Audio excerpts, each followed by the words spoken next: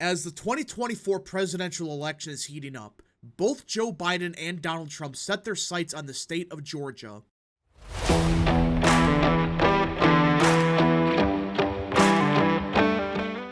What is up, people of the internet? It is me, Real American, back again with a new video, and today it is time to talk about the 2024 presidential election because everyone, we are finally starting to get into the general election campaign as both Joe Biden and Donald Trump are finally making visits to a key swing state, this time the state of Georgia.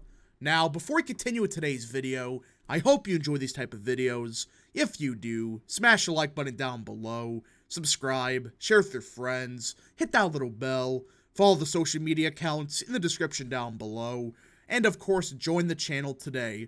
Again, folks, all support is greatly appreciated, and yeah.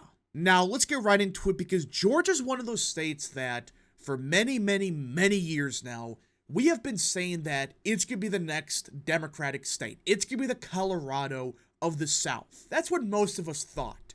Well, hold your horses. I mean, there's still a good possibility it does become a Democrat state down the line. But for the past 4 to 5 months, especially on the polling front, Donald Trump has been absolutely killing Biden in the state. I mean, most polls have him up by 6, 7, 8 points in a state that he lost by, what, 10,000 votes? So there is something happening in Georgia, and both candidates realize the path of the presidency might start with the state. The 2024 presidential election campaign will pick up Saturday where the 2020 contest left off, or more precisely, in a place where it never actually ended. Georgia was so close 4 years ago that Republican Donald Trump finds himself indicted here for his push to quote-unquote find 11,000 votes and overturn Democrat Joe Biden's victory, which, that's so funny. He's getting indicted for barely losing. That's what they're implying here, but obviously they're talking about this quote that everyone knows at this point, where he said, find 11,000 votes.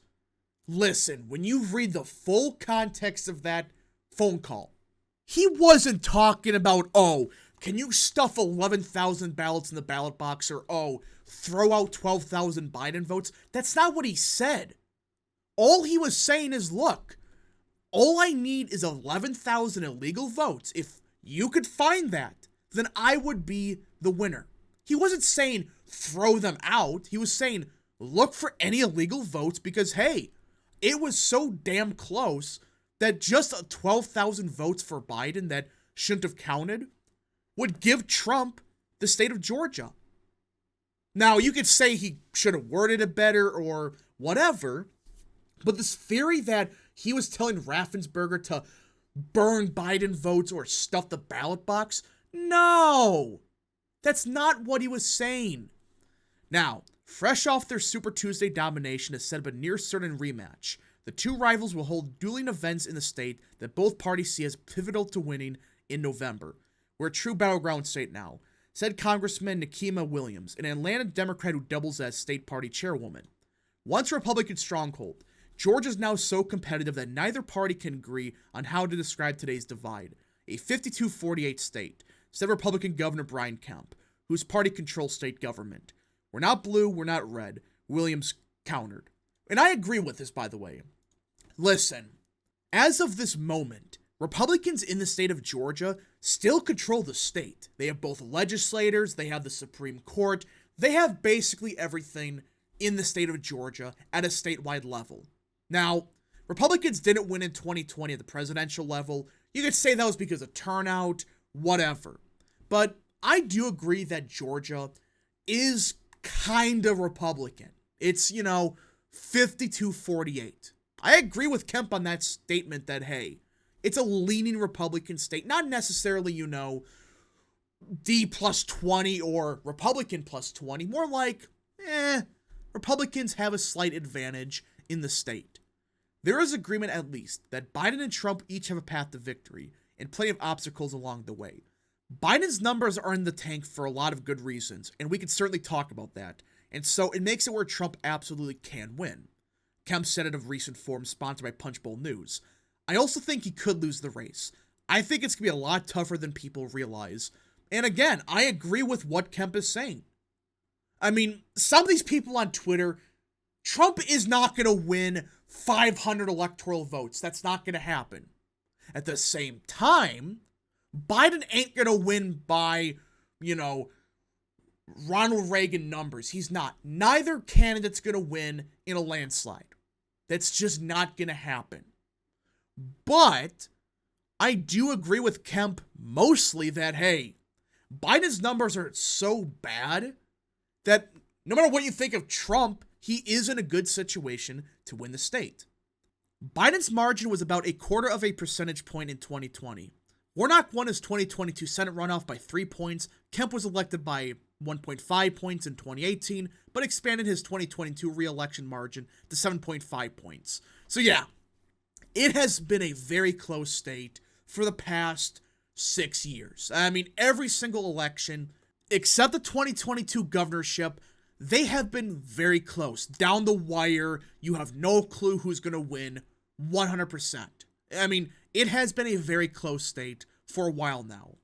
In each of those elections, Democrats held wide advantages in the core of Metro Atlanta, where Biden will be Saturday. Democrats also performed well in Columbus and Savannah, and a handful of rural majority black counties. But Republicans dominated in other rural areas, small towns in the smallest cities, like Rome, where the former president will appear Saturday in the congressional district represented by arch-conservative firebrand Marjorie Taylor Greene. Biden is visiting to receive the endorsement of Collective PAC, Latino Victory Fund, and AAPI Victory Fund, a trio of political groups representing respectively Black, Latino, and Asian American voters. The groups were announcing a $30 million commitment to mobilize voters on Biden's behalf. The trip follows First Lady Jill Biden campaigning in the state, and VP Kamala Harris has visited Georgia many times since she and Biden were inaugurated, but we know that Democrats in the state are panicking. At least a couple months ago, there were many articles leaking from the Democratic Party of Georgia saying, hey, the National Democratic Party is basically ignoring the state of Georgia. So it's like, when you have that happening in a swing state, I do wonder how much effort are Democrats really going to put into Georgia. I mean, yeah, it's critical, but Biden doesn't necessarily need to win Georgia. Trump, yeah, he probably does need to win Georgia to have a chance. Biden, not so much. The fast-growing, diversifying suburbs and exurbs of Metro Atlanta, meanwhile, offer the most opportunity for swings, especially from GOP-leaning moderates disenchanted with Trump. Oh, I thought this was a conspiracy to say this. I mean, if a conservative even mentions the idea of this, like, hey, maybe Democrats are importing millions of new voters because they know they're going to vote Democrat. Well, that's considered a conspiracy. But then meanwhile, the AP celebrates and mentions, oh yeah, by the way, these areas used to be 80% white and super Republican, but now, since it became more diverse, it became more Democrat. Put two and two together. I mean, it's not a conspiracy, it's a fact. These areas became less Republican because of the demographic shifts. Democrats have a head start in building their campaign organization and promised sustained, direct outreach to millions of Georgians, different from the pandemic-limited 2020 campaign and more like Warnock's re-election bid. And another reason why Haley staying in the race was a bad thing, because Democrats have had this entire time to build up operations in Georgia, Arizona, etc., while Republicans were forced to spend tens of millions of dollars on an unnecessary primary. I mean, Haley stayed in the race for just a month longer, caused a lot of damage, wasted a lot of time and resources to the Republican Party. When you're talking about slim margins like the one in 2020, organizing has got to be the heart of the campaign strategy, and I agree with that. I mean, that's common sense, but it seems like Republicans don't understand that. You need a good ground game. You need people knocking on every single door, not just in one part of the state and calling it a day. No. Every part of the state of Georgia, hell, any state, I don't care if it's downtown Atlanta, it doesn't matter. You should have a good ground game. Everywhere. The rural parts, the suburban parts, the urban parts. Knock on every single door. Try to convince voters why they should vote Republican.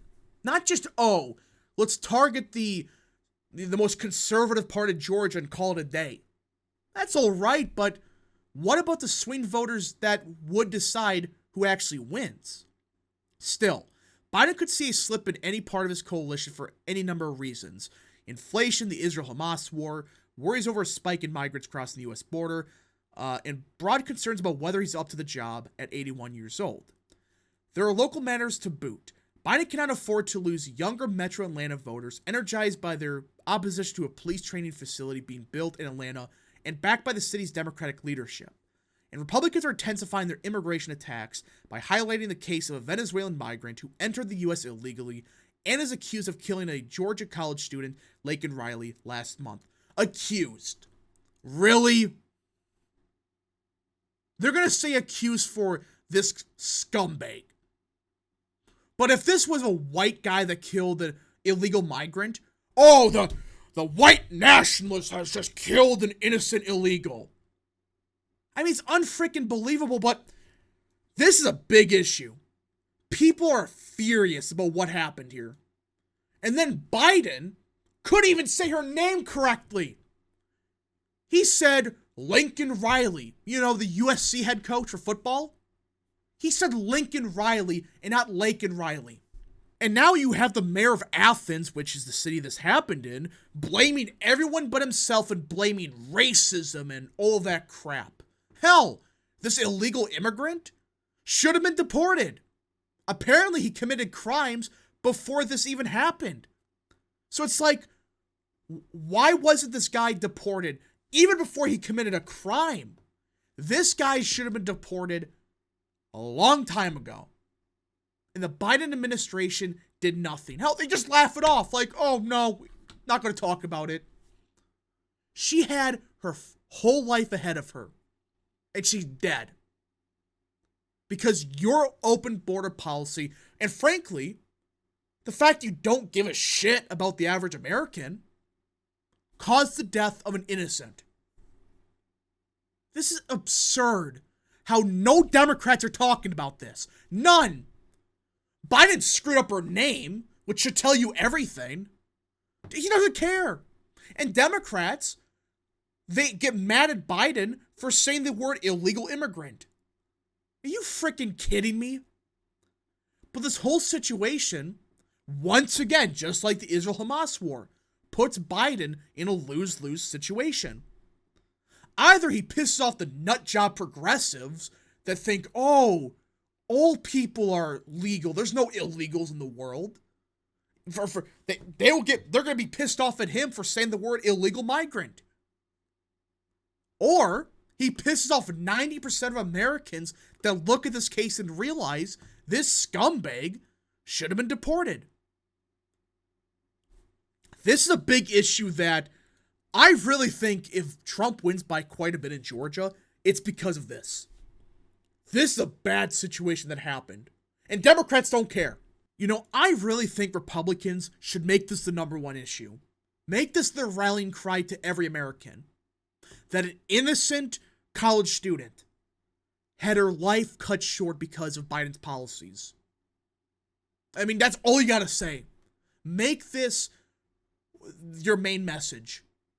And how many others have lost their lives because of it? Not just Laken Riley. Obviously, there's been many more, but this is the one that really took national attention with the circumstances surrounding the migrant. Anyways, folks, I do think Trump has a good shot of winning Georgia. Again, it's not going to be a 100% guarantee that Republicans win it, but I think there are a lot of things going against Biden in the state, but who knows? If you guys did enjoy this video, smash the like button down below, subscribe, share with your friends, hit that little bell, follow the social media accounts in the description down below, and of course, join the channel today. Thank you so much. Godspeed to all of you.